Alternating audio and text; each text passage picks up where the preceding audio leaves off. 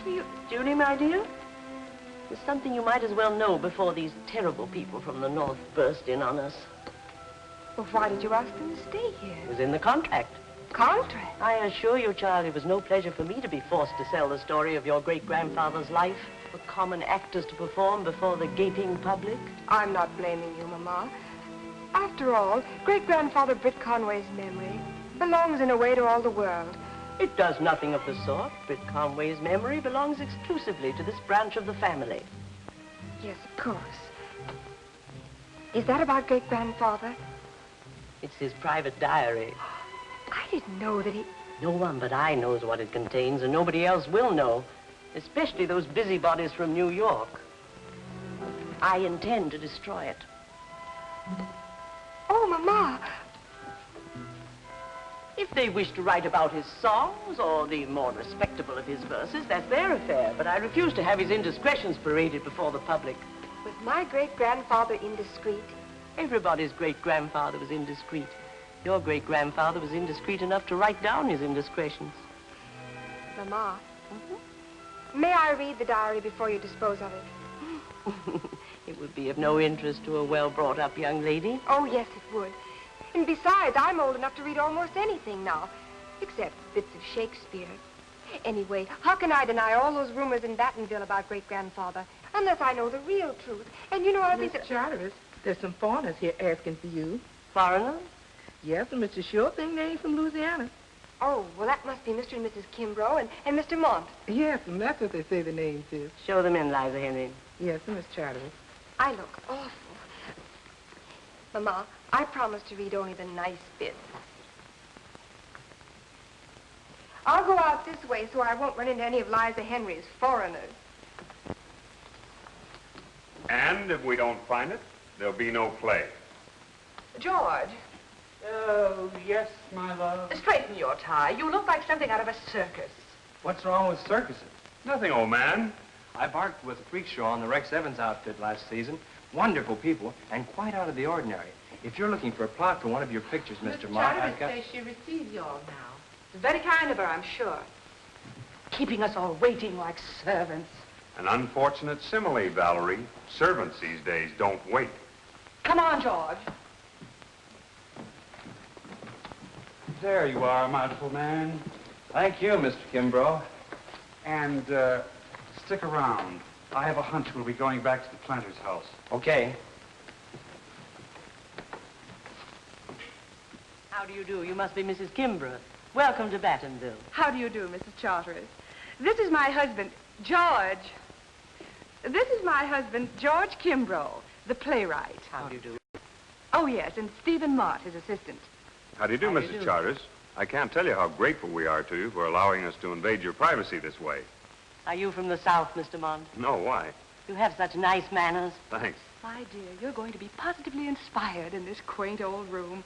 Mrs. Charteris, your home is perfectly charming. It simply reeks with atmosphere. Of course, the first thing we have to do is move that writing desk over there, so the light comes over his left shoulder. My husband is so particular when he's working. Everything has to be just so, but that's genius for you. I'm afraid, Mrs. Kimbrough, your husband will have to exercise his genius in some other room. The arrangement of this furniture has not been altered since my grandfather, Britt Conway's death. That's very interesting. Did the old boy die here? The old boy, as you choose to call him, was killed in a duel defending the honor of his family. How boring. None of my family were... Possibly none of your family had any honor to defend, Mrs. Kimbrough. Any day you want a job as a dialogue writer in Hollywood, Mrs. Charters, just let me know. Thank you, young man. I'll remember that. I'll send for Liza Henry to show you to your rooms. I've given you and Mr. Kimbrough the blue bedroom. It used to be Britt Conway's. I bet you'll get a great kick out of sleeping in... George. And you're in the west room. It used to be my daughter Julie's schoolroom. Sounds delightful. Charming. And where will my husband write? There's a perfectly good writing desk in the blue room. Well, it was good enough for Grandfather Britt to write His what, Mrs. Charters? his verses, of course. I'm afraid there is no other spare room in the house except a small room in the attic that used to be the butler's when we had a butler. Wouldn't mind taking the butler's room, would you, Steve, dear? You know how desperately important it is for George to be completely undisturbed. Really, Valerie? I mean, of course, for the two of you to be completely undisturbed. I don't mind a bit. That is, if the switchover doesn't cause you too much trouble. Not at all. Would you kindly ring the bell, Mr. Kimbrough? And have Liza Henry prepare the room. I'm afraid it'll take her some little time. Well, that's perfectly all right. While the others are settling in, I'll take this opportunity, if I may, to stroll around your lovely garden. I'll come with you, Steve. There are 1 or 2 points of construction I must discuss with you. No, George. We must fix up your study, mustn't we? Men are such children, aren't they, dear Mrs. Charteris? Harmless, but children. I wish I could say the same of women. You rang, ma'am? Yes, Liza Henry. January 14th, 1859. 11 more days until my beloved Marceline returns from her tour. Each day will seem a full year. To pass this interminable period, I have started to compose a ballad to be danced. I have chosen the pirate Lafitte as my subject. Marceline will be adorable as Queen of the Mardi Gras, dancing enchantingly as Lafitte sings. Hear the bayou call, saying love is all. Never think about tomorrow or yesterday. This madness we're sharing will live through the night. No thinking or caring. Sorry to disturb you. Oh, no, you didn't. Are you Mr. Kimbrough? No, I'm the Mont half of our disreputable collaboration. Steve Mont. How do you do? I'm... Miss Charteris. Miss Julie Charteris. Not only the great-granddaughter of the famous Britt Conway, but obviously a very charming young lady in her own right. Won't you sit down? Thanks. Are you from the South, Mr. Mont? Does I have such nice manners? No, because you pay such fulsome compliments. You've inherited your mother's gift of repartee. Say, that's an attractive tune. Britt Conway wrote it. Isn't the music box pretty? It was given to him when he married my great-grandmother. Lovely. How do the words go? No one knows. Britt left no record of them. You mind if I take the music box with me and have a shot at writing lyrics to the tune? Of course not. Only, Only what? Mr. Mont, Steve, to a fellow author, Mr. Mont, I want to ask you a question. which I'll do my best to answer, providing you call me Steve. Well, then, Steve, what sort of a man are you going to turn my great-grandfather into? In the play, I mean. Well, an interesting one, I hope. Well, that's what I was afraid of. Why? Well, you see, Mother doesn't approve of interesting men. And you, Miss Julie? Oh, I like them. Well, isn't it possible to write a play about a good man and make it interesting, too? Like, like Jefferson Davis or Woodrow Wilson. Was Britt like Jeff Davis or Wilson? No, not very. What was he like? Well, you saw his portrait in the drawing room. I didn't believe for 1 minute that was Britt Conway. Well, I'll have you know that that portrait was painted by a gentleman who comes from one of the first families in Louisiana. It looks like it. I take it back. You're a typical Yankee. Good. I like to see a bit of the Conway flare up in you. It's very becoming. You know nothing about Britt Conway. And I'd have a feeling that nobody around here wants to give me any information about him. No scandal, if that's what you mean. Darling, don't you think those things are a trifle short? Well, long or short, they're better than the rags that we're hanging here. Don't you think the whole effect is rather chic? I guess it's very artistic. The only thing is, it makes me feel dizzy. Always the enthusiastic husband. Always give the little woman a pat on the back. If you ever said anything halfway decent to me, I'd fall right on my face on the floor. You love it. This here's Miss Julie's schoolroom. Oh, my goodness. I mean, it was Miss Julie's schoolroom. Supper's at 7 if y'all feel strong enough. If you're all through with the decorating, ma'am, I have to be getting back to the planter's house. Yes, well, run along, young man. Oh, and, thank you. Thank you very much, Mr. Kimbrough. You know, I've seen you somewhere before. It couldn't have been... No, it couldn't have. Besides, we hardly move in the same circles, do we? I don't move in circles at all. I come straight to the point. Looks like old times to see Valerie's drapes up again. You remember the last time, George? Sure. It was in Wilmington, Delaware, when we were trying out Tenderly Yours. And some old dame popped in, thought we were running a fortune-telling parlor. Oh, if that's the kind of humor you brought back from Hollywood, I only hope you won't persuade George to use it in the new play. And certainly not in my role. Talking of that, were you able to get any information out of the old dame? Not a thing, either from the mother or the daughter. What's she like? The daughter, I mean. Oh, all right, I suppose. Not your type at all. What do you mean, not George's type? Well, I mean, not like you. You are George's type, aren't you? Oh. Well, come along, George. If supper's to be at 7, we have to tidy ourselves up. You go ahead, dear, and I'll be along in a minute. There's something about your part in the play that I must discuss with Steve before I forget it. Oh, all right. I'll allow you 5 minutes. Steve, you're not to give George anything to drink. He's given alcohol up completely since you went away to Hollywood, and I'm not going to have that starting again. Where would I have a drink on me to give George? I don't know, but I want you both to remember that we're going to lead normal, healthy, country lives as long as we have to stay in this quaint old morgue. And I haven't got a drink on me. Don't you bother your pretty little head about it. Say, she hasn't really reformed you, has she? I can work with almost anybody, but I draw the line at a reformed drunkard. Just a minute, brother. The gentleman in the audience asked for scotch. And here it is. Very ingenious, Maestro. Anytime you want anything to drink, just ask, name a drink, Kimbrough, and he will fix it for you. I can see neither your brains nor your throat have been rusting during my absence. Here's to you. Byron over there is full of gin. No kidding. Have another? Sure will. Now we're getting into the spirit of it. You know, Steve, I really believe that with Shakespeare and Byron to inspire us, we'll positively do the best work we've ever done right here in this very room. You can say that again.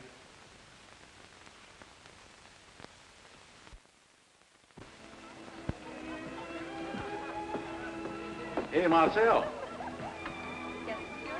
have you any absinthe at this dump? Absinthe is not permitted to be sold by law, and the Chez Marcel is not a dump. Yeah, what is it? It's a bistro. And what's a bistro? Bistro is the French for dump. You'll go a long way before you'll find a sweller gal in Marcel. Stands for no nonsense, either. Isn't she some relation of Britt Conway's? Well, sure. She's his great-granddaughter, just like Julie Charteris. Only the Charteris side of the family put on all the airs. Marcel runs the best dump, I mean bistro, in Battenville. Speaking of Britt Conway, have you run across those two Yankees that's been stopping at the Charteris since last Sunday? Our firm drew up the contract with them for the old lady. What contract? It's supposed to be a secret, but these men are writing a play about Britt, and have paid well for the privilege. Oh, so that's how the long outstanding Charteris accounts have been settled. Mm-hmm. Hey, Marcel, come here, quick. What's the excitement, Pete? Did the planter's house burn down? No, Marcel, but get a load of this.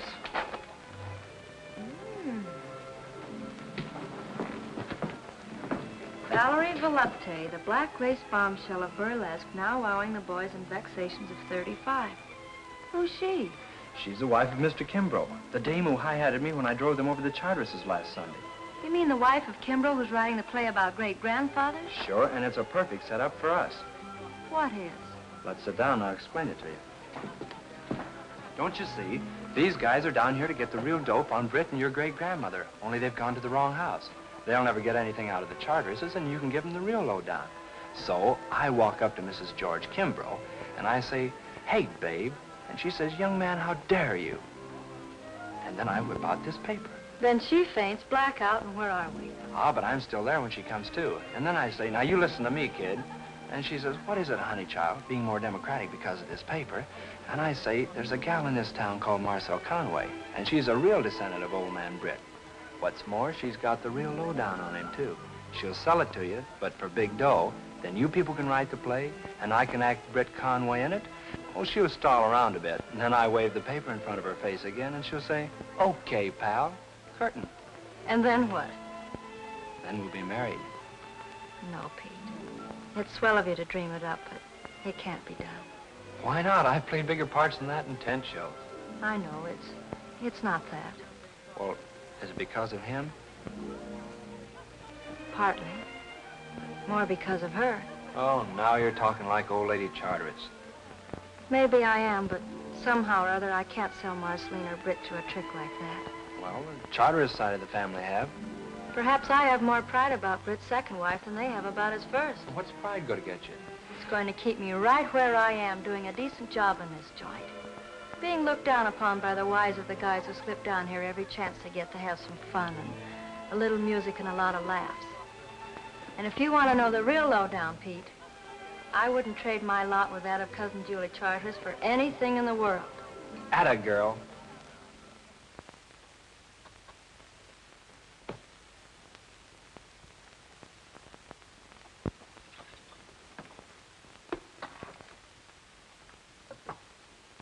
To Britt Conway. To Britt Conway, the most mysterious human being the world has ever known. You ain't woofing, Bud. Right. Well, boys, how's it going? Splendidly. Act 1, Scene 1. Garden of the Conways' estate. As the curtain rises, a chorus of Negroes are harmonizing Britt Conway's famous spiritual, Sweet Sunday. Go on, I'm already yawning. Ah, but you ain't heard nothing yet. As the voices finish to thunderous applause, a magnificent specimen of young manhood emerges from the house. Passing among his faithful servitors, he, pats a few children on the head. Just to show what side he would have been on in the Civil War had he lived that long. Well, what does he say? That's what we don't know. Oh, great. I must say, that's a fine week's work. Well, my dear, don't forget that the walls of this house reek with romance and dramatic intrigue. You remember, dear, the walls of this house may have ears, but they don't talk. It's really not our fault, Valerie. We've been completely hamstrung by the contract Mrs. Charteris made with us. We're not allowed to put anything in the play that can't be proven to have happened. And the old lady, who apparently is the only living person who can give us that proof, point blank refuses to do so. And as you very well know, compared to Madame Charteris, the Sphinx is a positive chatterbox. Well, it's up to you, Steve. What do you mean? The old lady may not talk, but the daughter will if she's given the right approach. Nonsense. Julie's a swell kid, but in the first place, she knows nothing. How do you know? George. Well, I mean, has Steve tried to get anything out of her in the way of information? Of course I have, but there's a certain limit. One cannot treat a Southern girl as though one were a district attorney. And on the other hand, one cannot write one's play if one has nothing one can put in it, can one? One cannot. And it looks as though two cannot either. Seriously, George, I think we ought to go back to Lord Byron. Great idea. Well, I mean to say, I think that Steve and I ought to have one more go at licking the Conway proposition. Well, all right, boys. But if we don't get anything out of the committee meeting this afternoon... Gee, I forgot. I look awful. I have to change my dress. Do we have to go downstairs? I can think of nothing drearier than a group of club women laboriously discussing how to make this year's Britt Conway Festival more lugubrious than last year. We certainly do have to go downstairs. And furthermore, here's our plan of campaign. I shall dazzle the club ladies and endeavor to extract something from them. Steve, you concentrate on Julie Charteris, and George... What can George do? I shall commune with Shakespeare. I'm sure I can get something out of him. If there's any left. What's that? Who's that now? Probably the ghost of Britt Conway. Oh, come in. Oh, I'm sorry. I thought that... Nonsense, my dear child. Come right in. What a perfectly charming dress. It's exactly like the one I came out in. Remember, George? The only dress I ever saw you come out in was the one you came out of in the Follies of Let Me See That. Come on, George. We must tidy ourselves up, mustn't we? And when do your dear mother's charming guest arrive? Well, the meeting begins at 4:30. That's what I came here to tell you. Oh, then we must rush. Steve, aren't you lucky you don't get all messed up and untidy the way George does? Of course, George does work much harder. Of course. I should go and help Liza Henry with the lemonade. Nonsense, my dear child. Now, you two young people stay right here and have a cozy little chat. Get Steve to show you how his model theater works. It's perfectly fascinating, isn't it, George? Isn't it, George? Yes, of course, if you have anything to play in it. Are you sure I haven't interrupted your work? Well, of course not. Anyway, there's nothing I can work at. Oh? I thought writers just sat down and wrote. Let you in on a little secret, Miss Julie. Unless they have something to inspire them, writers just sit down, period. And you have nothing to inspire you here. I have enough inspiration right here for at least a dozen love songs, but not about Britt Conway. Oh, I see. I'm sorry. As a matter of fact, in the past week, I've been inspired to write one little thing. Oh, really? Like to see how we work out love scenes in our little model theater? I'd love to. Swell. You stand over here. You'll be the audience. I'll work out the set. What are you going to use for scenery? Well, here's the tree. Here's the well. Now all you need are the actors. There they are, right here on this bench. And you work out the love scenes right here on the stage? Mm-hmm. Here's where the boy and girl have the inevitable little quarrel. We're going to do this and dance for them. Quarrel? Well, just a lover's misunderstanding. When this happens, the boy's very hurt. Because he's falling in love. Well, what does happen? You'll see.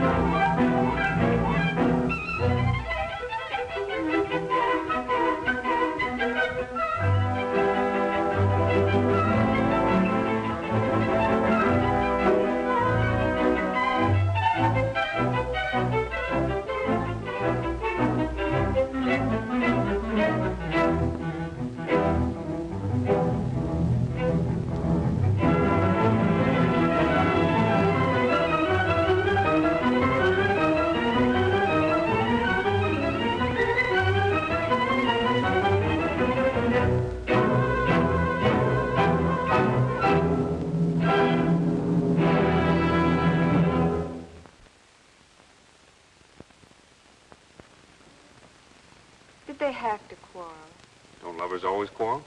I suppose so. But why? Maybe because it's so much fun when they make up.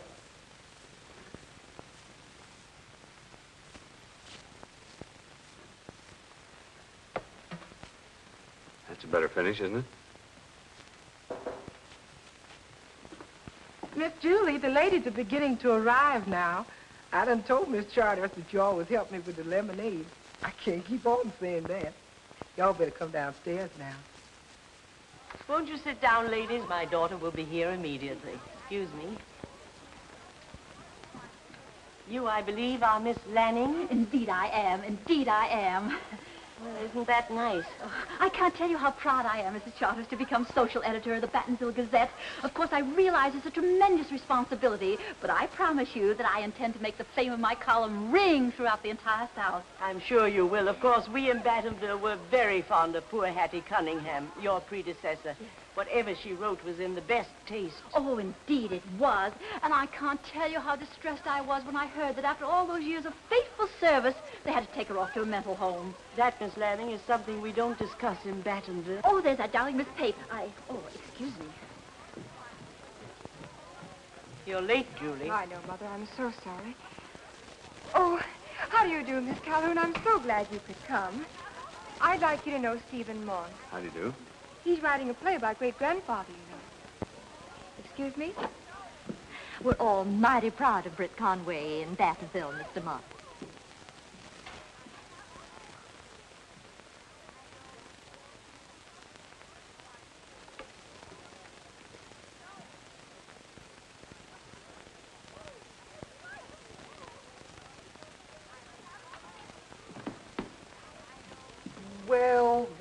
Well, what have we here? The nectar of the gods? I don't know nothing about no nectar, but this here's lemonade punch.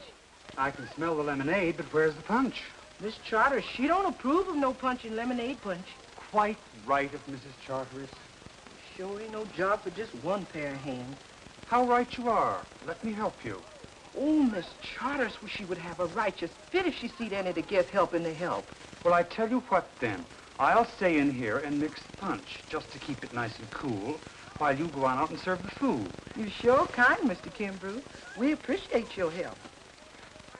Heaven helps those who help themselves. Drink to me only with thine eyes, and I will pledge with mine. Mr. Mott, at this meeting, we intend to discuss the annual Britt Conway Festival intelligently and soberly. As a girl.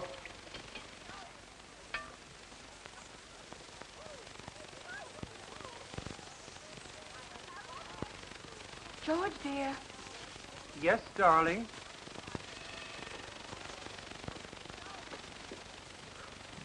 How do I look, darling? It's simple, but somehow I think it has chick. Oh, it's a knockout.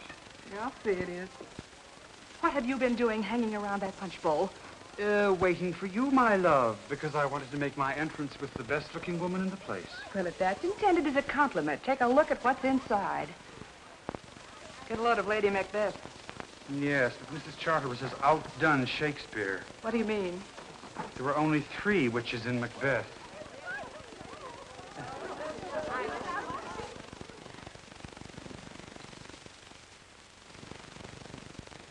Ladies, I want you to meet Mr. and Mrs. George Kimbrough. What a clever idea of yours, Mrs. Kimbrough, to come to the meeting dressed for the festival. Oh, what a delightful bon mot. Oh, I must write that down for the Gazette. Mr. Mott, how did it go? Right over everybody's head. Oh, you're all so brilliant and witty. Poor little me. I feel quite out of it. Oh, not at all. Liza, would you give Miss Lanning some lemonade? Yes, sir, Mr. Mott. Liza Henry's lemonade punch is famous in Battenville, I'm told. Oh, really? Yes, ma'am. I reckon this lemonade punch is going to make history.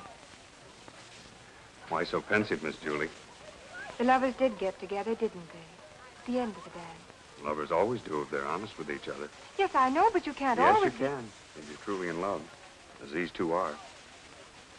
How do you know they are? I'm the author, and the characters in my play are not purely imaginary. Oh, there you are, dear Mr. Mott. This is the most delicious punch. Oh, silly me. Punch. In my opinion, this year's Britt Conway Festival should be conspicuous above all for its dignity. Precisely. Oh, thank you. I will. Some lemonade, darling? No, thank you. For once, I'd like a real drink, and a stiff one at that. I'm perfectly satisfied with this. Oh, Mr. Kimbrough, that delightful Mr. Mott has just told me that you and he are writing a most fascinating play about our own Britt Conway. I'm Miss Lanning. Oh, Mrs. Kimbrough, I do hope you're going to allow me to describe your scrumptious gown in the Battenville Gazette. On Sunday, perhaps. Somehow or other on Sunday, they allow us to be just a little more, how shall I put it, risque? If Battenville can take it, I can. Oh, and Mr. Kimbrough, I suppose Mrs. Charters has told you all the details of Britt Conway's fascinating life story? Oh, yes. Mrs. Charters has confided in me, confidentially, of course, that Britt Conway was born, was married, and died. I was even able to wheedle the dates out of her. Oh, how fascinating. And I suppose you were able to obtain material from the other Conway descendants? Who's that? Oh, a young woman by the name of Marcel Conway. She runs how shall I put it, cafe in the other part of town, of course. It seems that Britt had how shall I put it, romance with the girl's great-grandmother. After his first wife died, of course. Britt Conway was a gentleman. And where did you say this young lady lives? Oh, I wouldn't know that, really. We young ladies of, how shall I put it, breeding, never patronize a place of that, how shall I put it, Ilk. Just so. Thank you. And now, ladies, I think it's time for the committee meeting to commence. George, you stay here. I'm slipping out. Can't take it anymore, huh? Well, I don't blame you. Somehow I'm going to find this Marcel Conway girl. Wonder where she hangs out. Why don't you ask my boyfriend, Pete? He knows everything. Pete? Yeah, you know the boy at the hotel. The one who thought he knew you when. It's the first bright idea you've had in a week. Now listen, I'll take Steve and we'll find this dame if it takes all night. You stay here and amuse these ghouls. Amuse them? I'll have them rolling in the aisles. Let's forget about tomorrow or yesterday. This magic we're sharing will live through the night. Bravo! These exquisite, my dear child. She's lovely. Isn't she, though? Say, folks, how would she be playing her own great-grandmother opposite me as Britt? Well, whoever told you my husband would cast you as Britt? Well, it's like this, Miss Volupty. You see, it's just like I said, only she forgot to say... Young man, how dare you? I'm sorry, Mrs. Kimbrough. I told Pete not to play that trick on you. How did you know? Stage and sports, black lace bombshell, vexations, 1935. Oh. Well, I want you to know I was the greatest band dancer on 42nd Street. I used to come out in a little black lace job. Of course, I never used swing. I always had my own music. Classy stuff, you know. I used to start out with just a little teeny bump. And then I really got going. And by the time I hit center stage, yeah. Oh, Miss Conway, this young man brought us around here because we understand that you're a lineal descendant of the divine Britt Conway, about whom my husband is writing a play. And you want the real dope on great-grandfather. I'll say we do. Your cousins, the Charteris family, may be very excellent people, but they seem to know remarkably little about their own ancestor. Yeah, and what they do know, they're not telling. I'm sorry, but I'm not selling ancestors this year. Oh, that's too bad. That means that George and Steve will be forced to use the rather dull story provided by Mrs. Charteris. Dull? Why, the fellow was dynamite. You bet he was. Well, not according to your cousin Julie. She paints him as a saintly boor whose only romance was a rather insipid Victorian courtship of her great-grandmother. That's a lie. Britt had one great romance, and that was with Marceline. Well, there were other romances in his life, but his first wife probably meant less to him than any of them. He didn't fight duels over her as he did over Marceline. And he didn't write love songs to her, but he did to my great-grandmother. He wrote a song to Marceline? Sure he did. Valerie, this is something else Mrs. Charteris hasn't given us. We don't need her now. Miss Conway, would you... I'm sorry. I wish I could help you. But you can. You have Britt's song. Pete, you mustn't. Now we're getting somewhere. Here it is. Just as I saw you the first time, you're still a part of my heart. Valerie, this is terrific. Just what we've been looking for. It's perfect for the finale. Britt, piano, singing to Marceline. Please, Mr. Mont, I know I can play Britt for you.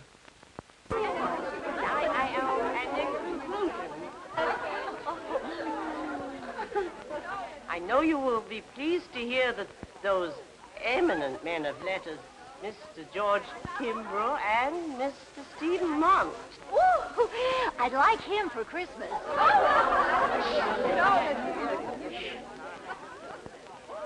Have kindly consented to supervise this year's Britt Conway. Festival.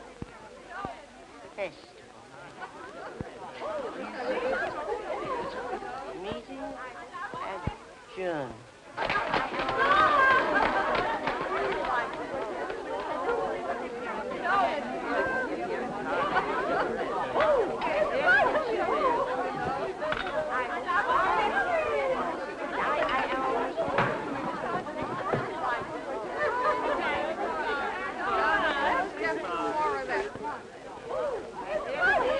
Goodbye, Mrs. Charterish. I must say, I never tasted a more delicious lunch. I shouldn't have come here. They don't come into my place. Why should I barge into theirs? Oh, don't be silly. Oh,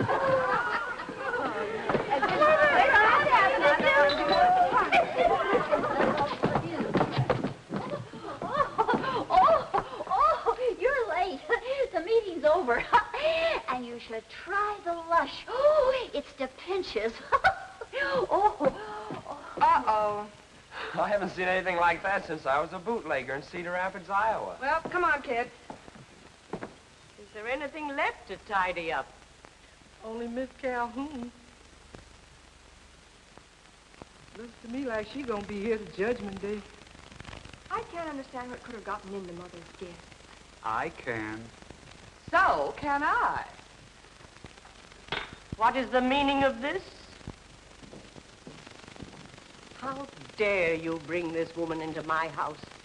Well, from the looks of your guests, you should be flattered to receive anybody who can still stand up.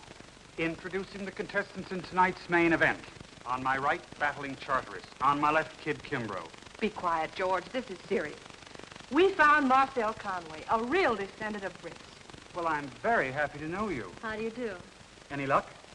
She can tell you the true story of Britt Conway. Yeah, and it's a pip. Miss Conway can tell you any story she chooses to fabricate, Mr. Kimbrough, but not in my house. I've no reason to invent a story about Britt Conway and my great-grandmother, and I've no reason to conceal anything. I'm proud of them. And I'll be obliged if you'll take your pride and your gossip back to the disreputable place you run, wherever it is. Mother, please. Mrs. Charteris, can't we sit down and discuss this thing rationally? There's nothing further to discuss. Oh, yes, there is. We made a contract with you to tell us everything about Britt Conway. You took our dough and didn't deliver. Naughty, naughty. That doesn't excuse you from bringing an unwelcome guest to my house. Mrs. Charters is right. Even the lowest joints have the right to refuse service. I'm sorry. If Miss Conway goes, we're going too. That's right. That's your privilege, Mr. Monk. But before you go, may I remind you that by our agreement, you're forbidden to put anything in your play about Britt Conway that cannot be proved in writing. Would it be too much to expect of Southern hospitality to see that our bags are packed and sent to the planter's house, where we shall be taking up residence? Pete? Yeah, I know. You want me to take down all that junk you hung up upstairs. What do you mean, junk? That's priceless batik. Have it your own way, bombshell. Steve, George, Marcel, dear, since none of us are welcome in this house, we'll wait outside until Pete comes downstairs.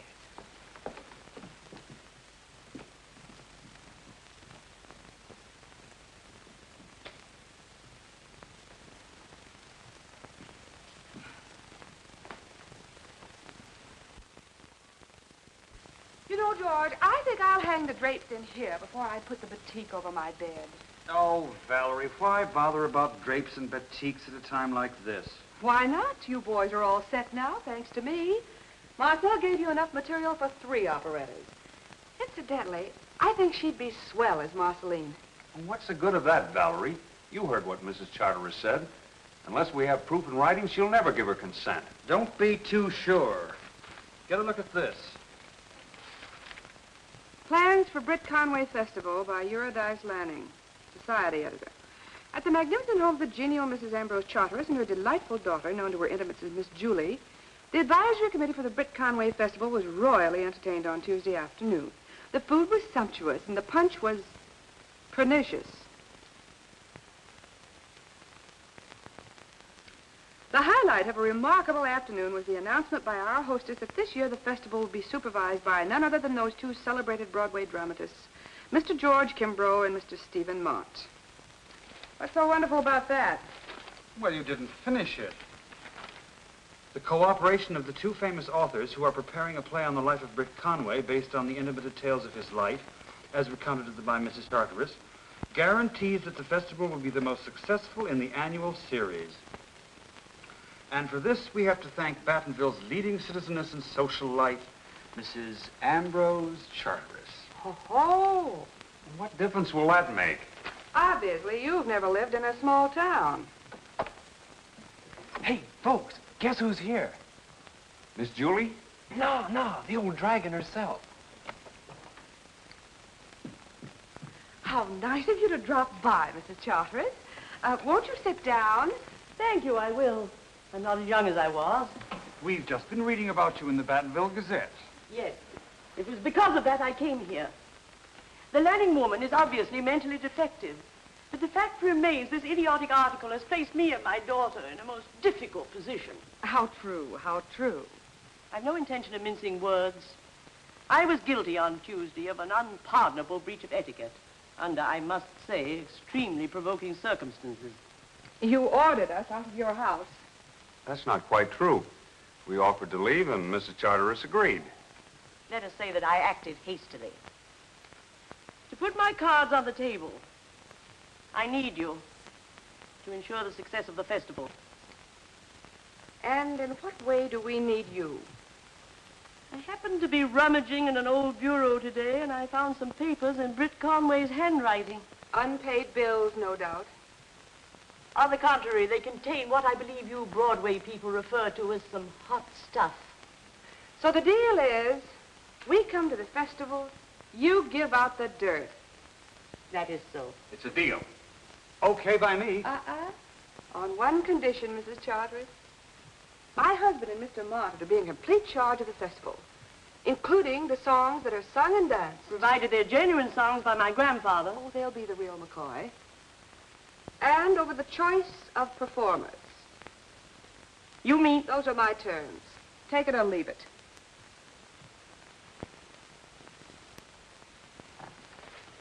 You leave me no alternative. I accept. I can only say this of you, Mrs. Kimbrough. You represent the triumph of mind over manners.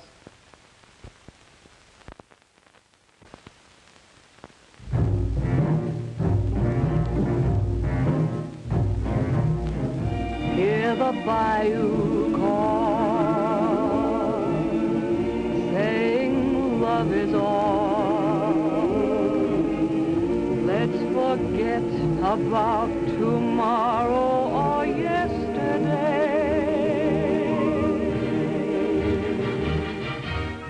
This magic we're sharing will live through the night. Somehow I feel Britt wrote this with his heart. Not thinking, not caring if it's wrong or right. Creoles chatting low tell us this is so. Only fools refuse the spell of the bayou call. Love is ours tonight. Let its flame burn bright. We'll obey the bayou call.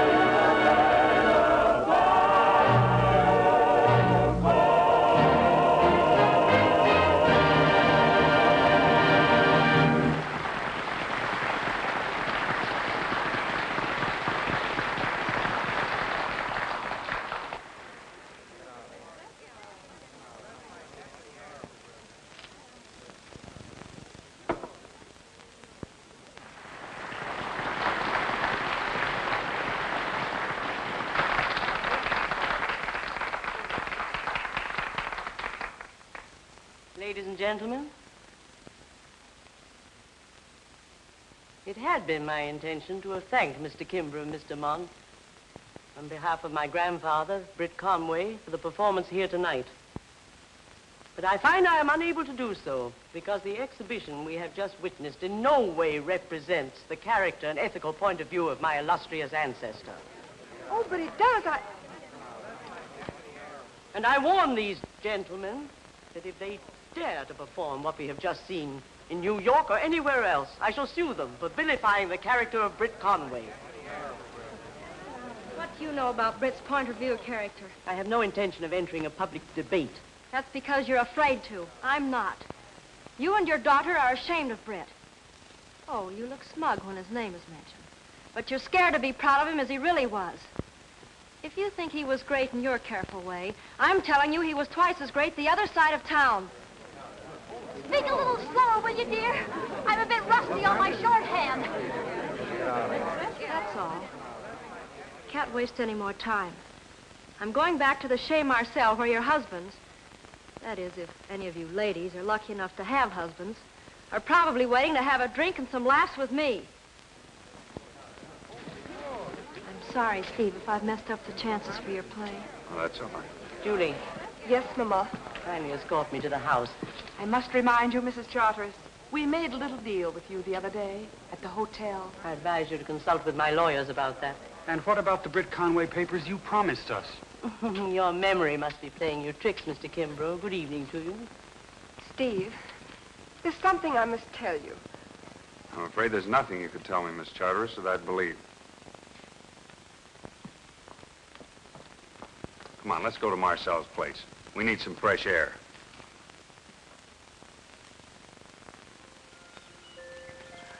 Just walking around and moping, honey, won't do no good. Don't you want to come over and cut for your wish? Might come out.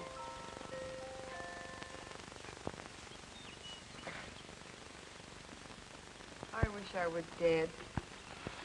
When you tell your wishes, they don't come true. I tell you, Miss Julie, what we'll do. We'll make it your fortune instead. Look, honey, now here's how your fortune starts. Now this here's your picture, the Queen of Hearts. Look at how she frowns. That means your heart is aching. And if I ain't mistaken, it's on account of this here Jack. I do believe it's Mr. Steve. Miss Julie, honey, the reason why you're feeling bad is 'cause you holding back something he ought to have. This Two of Hearts. Now that means a man and woman's story. A man and woman that long ago done gone to glory. I reckon it's about Mr. Britt. Miss Julie, you just won't admit to Mr. Steve your grandpa was a natural man. And honey, ever since the world began, men folks has been men folks. Don't you understand? Well, that story would bring shame on the family name. Well, there ain't many men the Lord picked out to write real music. The Lord is forgiving of mistakes a man like that done made in living. And if it's Mr. Britt's life you begrudging, then, honey, you cause yourself better judging than the good Lord himself. You're right, Liza Henry. I must get Britt's diary to him. But how? I don't want Steve to think I'm chasing him. I guess the Lord will forgive me for what I did. So here's the old diary. And for hiding, I'm amply provided. Boy, I'd have given anything to have heard you give that old dragon the works. It was a dumb thing to do, really. The boys lost the chance to do the play, and now I won't be able to show people what Marceline was really like. Yeah, and Broadway will never see me as Britt Conway. I know. It's tough on you, Pete. It's tougher on Broadway. Guess I'll have to go back to the trapeze act. Is there anything you haven't been? Yeah, married. But we'll fix that, won't we, honey? Excuse me. Marcel, I had to come to see you. Why? I have something for you. I can get along quite nicely without hush money, thank you. Oh, no, it's not that. Anyway, I don't have any money. Marcel, I have to speak to you. Privately. Privately meaning without me? Pete, would you mind running downstairs? Yeah, I know. I've played these scenes with 10 shows. Why did you come here?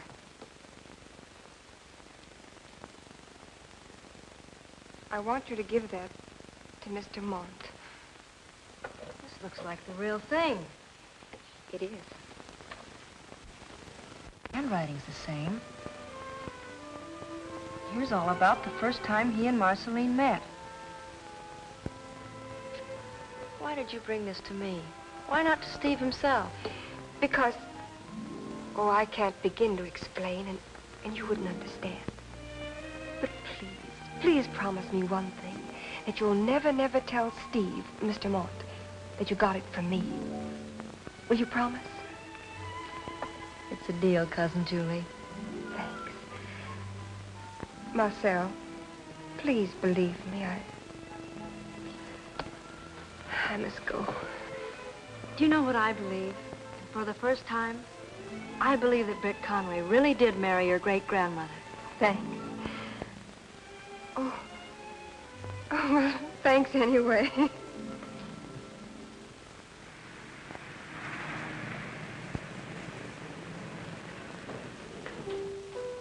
Britt, dear Britt, as I was singing your song, I suddenly realized that it was written not for me, but for Marceline. You can deceive with words, but melody cannot lie. No, Valerie. Try and get a little real feeling into it. You're supposed to be a dame who suddenly discovered that the boy she loves has gone sour on her. It's these ridiculous words you've written. There's no poetry in them. As, for instance? As, for instance, as you were singing your song. Well, what's wrong with that? Except the way you sang it. An artiste does not sing a song. She renders it. I'm right, aren't I, Steve? What? Oh, sorry. Afraid I wasn't paying attention. That's been the trouble ever since we left Battenville. You'll pay attention to nothing, contribute nothing, do nothing except play that one tune that you won't even let us use in the show. Yes, Steve. Why can't I sing that song? You mean render it, Valerie, dear. Sorry, Valerie, but no. The song isn't right for you. It's a song for... For Miss Julie, I suppose. Precious Miss Julie, who did her darndest to keep us from doing this show. If we're going to open Thursday, we'd better get on with the rehearsal. Sorry, George. Haven't been much help to you lately. Oh, that's all right. Say, by the way, I saw the rest of Marcel's costumes this morning. They're terrific. They should be. It'd be in a heck of a mess if it weren't for Marcel. Now, where were we? Playing songs for Miss Julie, raving about Marcel's costumes, completely ignoring your leading lady. Okay. We'll go to your next entrance. Act 2, Scene 3. Valerie, this is where you come down the stairs. There are no stairs in this set. I know, my love, but if you have an ounce of imagination, or even a modicum of memory, try and picture the Charteris household and imagine yourself walking down the steps. Well, if there's one thing I do know, it's how to walk. All right. The chorus has just finished the reprise of Sweet Sunday. Take a split second for the applause, and then walk down quite simply, stage center. Off we go.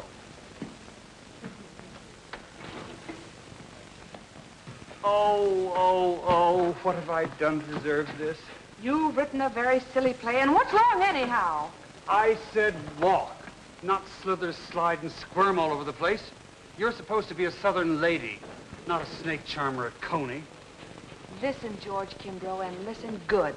I did plenty okay with fans and bubbles and doves, and long after your gallant balladeers back in the warehouse, I'll still be waving a fan, see?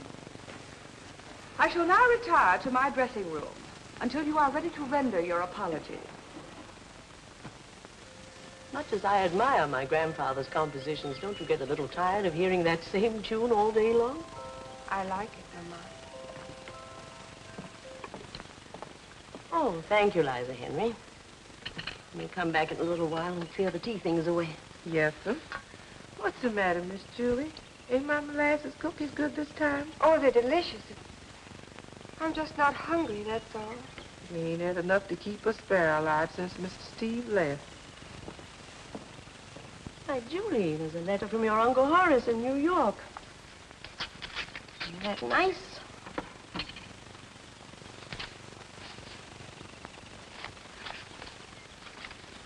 Oh, what can this be? Gallant Balladeer, new operetta based on the life of Britt Conway. On Thursday next at the Monarch Theater, Gilbert Wilson will present a new work from the prolific pens of George Kimbrough and Stephen Mont. The story of this musical is based on authentic data found in a diary written by Britt Conway himself. This diary was discovered only recently by the enterprising authors while visiting descendants of the famous Southern balladeer in Battenville, Louisiana. There can only be one answer to this. Liza Henry must have been bribed for those creatures. That's not true. I took the diary. I gave it to you. My daughter. No, Mama. Britt Conway's great-granddaughter. Oh, Mama, I know how you feel. But times are changing. It isn't that people are any less strict in their standards. It's just that they're more human, more understanding. Nonsense. Humanity and understanding are modern words for laxity, sloppy sentimentality. I presume you've temporarily taken leave of your senses. Until you recover them, go to your room and remain there.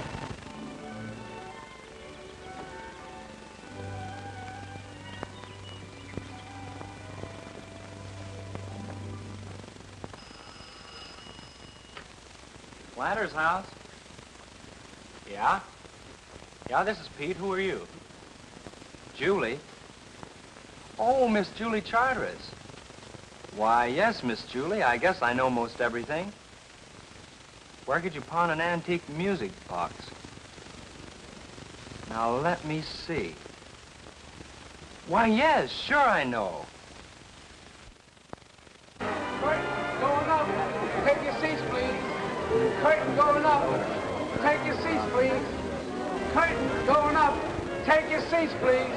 Curtain going up. You'd think after 15 years it would get better, but it doesn't. Remind me to close my eyes when Valerie makes that entrance down the staircase. I shall have passed quietly out long before that. Say, there's John Furbank of the Morning Courier. Give an ear and find out what kind of a mood he's in. I'm so nervous I've gone stone deaf. Okay. I feel I'm going to enjoy this. What's wrong, dear? Never should have eaten those oysters.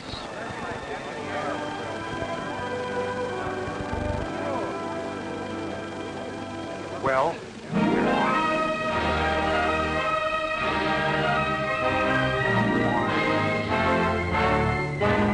Never again. Oh, it's 9:10 already. We'll never get there before the end of the play. It's tough on you, Miss Julie, but I guess it'll run more than one night. Even if I'm not playing Britt Conway. Attention, northbound passengers for New York.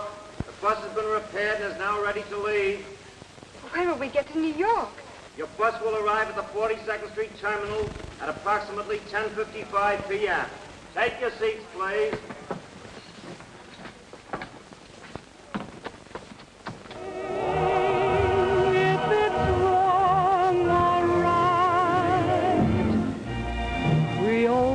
Chatting low, tell us this is so.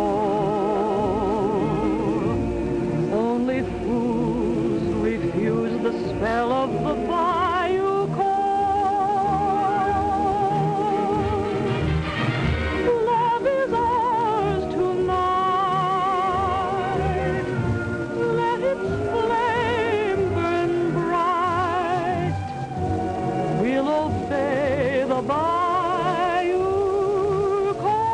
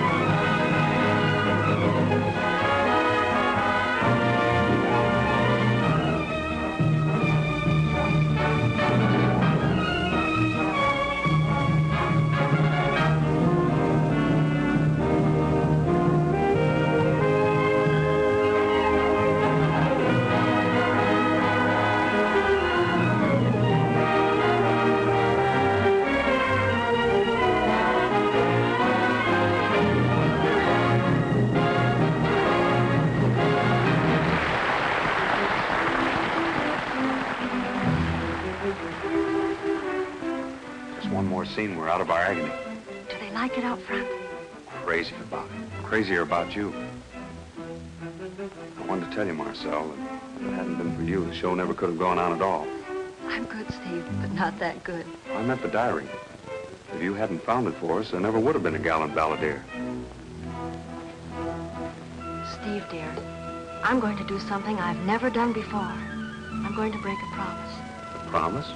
I didn't find that diary. Julie Charters brought it to me and made me promise I wouldn't tell you where it came from. Julie? But why? Because she's in love with you, you dumb cluck, and she got it into her head that you and I were in love. Which is silly, because apart from knowing that you and Julie are, Pete and I are.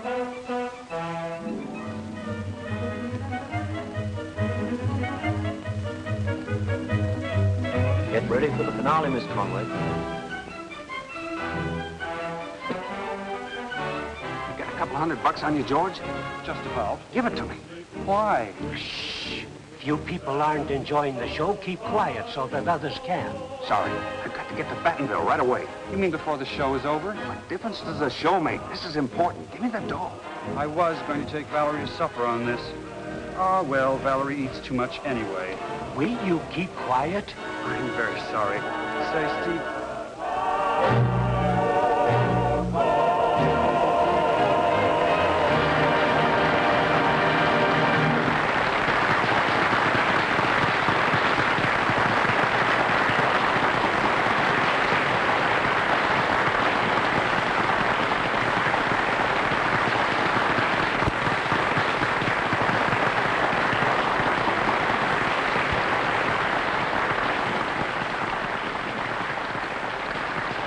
My girlfriend, Marcel, taking her call. Is she gorgeous? Sure. Who's that guy taking the call with her? Britt Conway, of course. Boy, is he corny. Told you you'd enjoy it. Excellent. Excellent. What's that music they're playing? I like it. I was not in the show. It wasn't written for the public. A song for Miss Julie.